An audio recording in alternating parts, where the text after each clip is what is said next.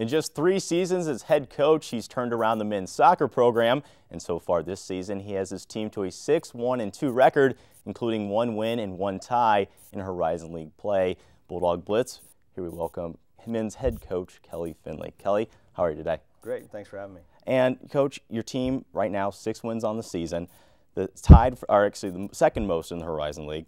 Last year, you had a total of 9 wins on the entire season. What's been the key this year to your team's success? I think mostly it's experience. Last year across the back, we were very young. We were, 2 freshmen, 2 sophomores, and a first-year goalkeeper. So basically, we've been keeping the ball out of the net quite a bit. We're a little bit tougher, a little more experienced, and I think we learned how to win last year in some tough games. And early in the year, I think we gave away points in some games that we were well in hand on, and we've just matured in that category. That's helped us. And then we've got some seniors this year, which we didn't have last year. Frank Patano's done really well, Eduardo, and then all of our guys, again, just matured and are a little more committed. And going back to last season, 9-7-4 record, first winning season the program has had in 3 years. How are you able to turn things around so quickly in just such a short time here at Butler? Well, Butler's a great school. It's easy to recruit to. The academics are high. The location's great. And we've got some good kids who, I think are very committed. Basically, it's recruiting. I think it's an easy place to recruit to.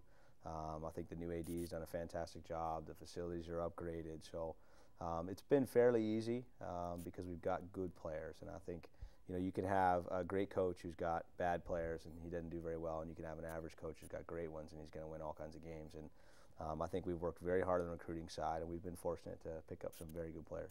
An important conference game this weekend against Valparaiso. What has been the emphasis this week in practice so you guys can get a W against the Crusaders? Well, we always try to focus on the process, and the process is focused on the things that we feel like we do well. We feel like we move the ball well. We feel like we defend as a group collectively. We feel like all of our guys are willing to sacrifice their own desires for the better of the team. And those are the things that we focus on in training, and we do that all the time. We try to focus on what we do well, know a little bit about our opponents, but bottom line is we know if we outwork them, we do what we do well, we're going to get the result.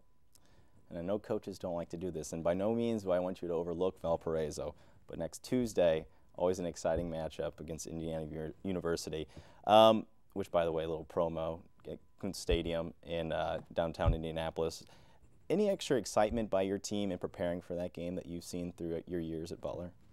Well, I think the excitement for us as a staff and as a team is that, my first year here, we were winning 2-1 with 5 minutes left and lost in regulation, which is one of the craziest games I've ever been a part of. And then last year we went down there, played well. Their goalkeeper pulled a couple out of the top corner, and we lost 2-0, but we were much more in the match.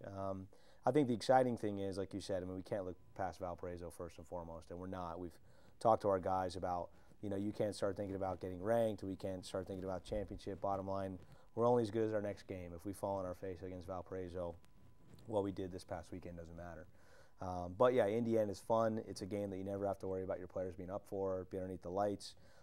Every single call that we've gotten from kids at camp and club teams that we work with, everyone's coming to that game. All of our recruits for 2010 and 9 all want to come as on unofficial. So it's going to be a great night, and the guys will be up for the game, and we hope for the best. 7 of your last 10 regular season games here in Indianapolis. How much does that difference does that make for your team? Well, it's good. One thing I realized right away, because Butler is such a tough academic school, is when October rolls around, all of a sudden exams hit. It's just a lot of pressure on the guys. So if we can get a lot of the travel done early in the year, and then we get to stay at home, and they sleep in their own beds, and exam schedules, they're not missing things and putting the pressure on them, it makes it easier for them. And anytime you get to play at home, I think it's tremendous. So we're excited about that. I think it's good for them academically, but also on the field, get to play in your own venue is fantastic. All right, Coach, we're going to make you think on your toes a little bit. A little segment we call penalty shots, so you don't have too much reaction time to these. Professional soccer player you most enjoy watching? Right now or back in the day? Anytime. Back in the day, Diego Maradona. Right now, Lionel Messi. All right. When you played soccer in college and then on the professional level, what was your favorite pregame meal? Waffles. Waffles, huh? Okay. Carving it up a little bit. Yeah, carb loading. Favorite thing to do when you're not coaching soccer? Hanging out with my family and mountain biking. Biggest jokester on the team? Right now, biggest jokester on the team. man, that is a tough one. I would probably say Adam Birch. Okay. Maybe equally as tough, maybe even harder. Team goal for the rest of the season. Team goal for the rest of the season. We want to win the league, bottom line. We know if we win the league, we get in the NCAAs. And our goal really as a program is to get as close to the national championship as possible. And you do that by winning the league, getting yourself in the NCAAs, and then anything can happen at that point. Well, Coach, thank you so much. Did a good job on those penalty shots. After the break, we'll take a look at what's going on in Butler sports into the weekend and tell you about one Butler athlete who has moved from the hard court to the baseball diamond. Keep right here on the Bulldog Blitz.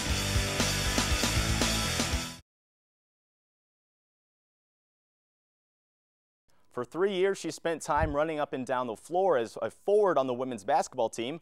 But this year, senior Candace Bain will be running around the bases for the Butler softball team. Blitz's Lindsay Olson has that story.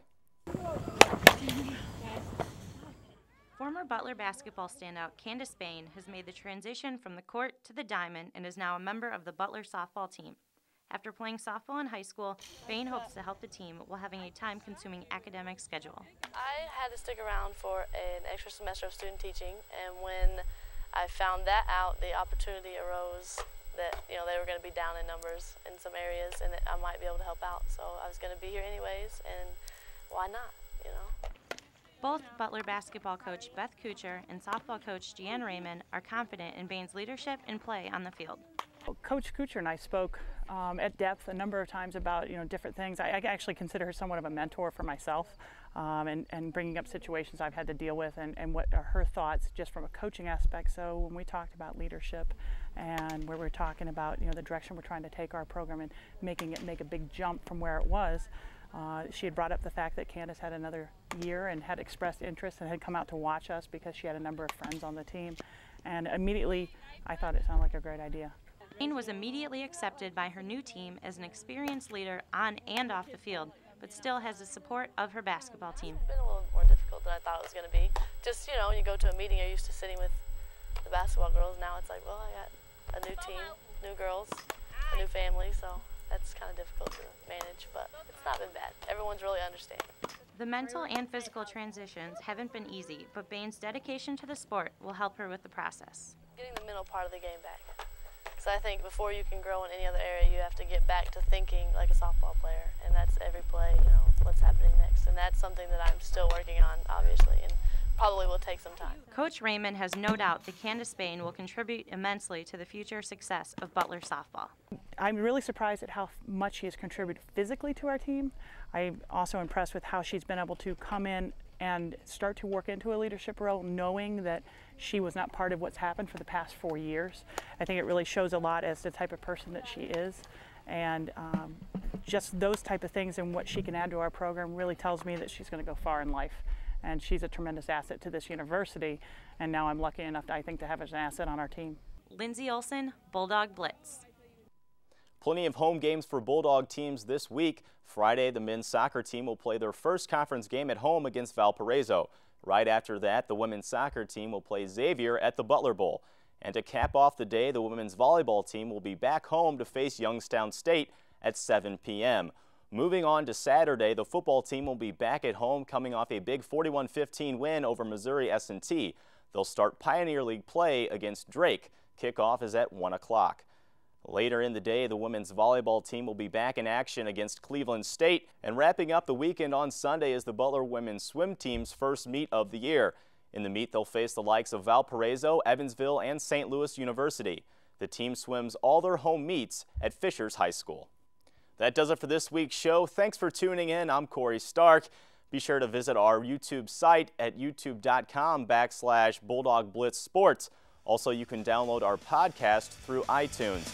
Until next time, this has been the Bulldog Blitz.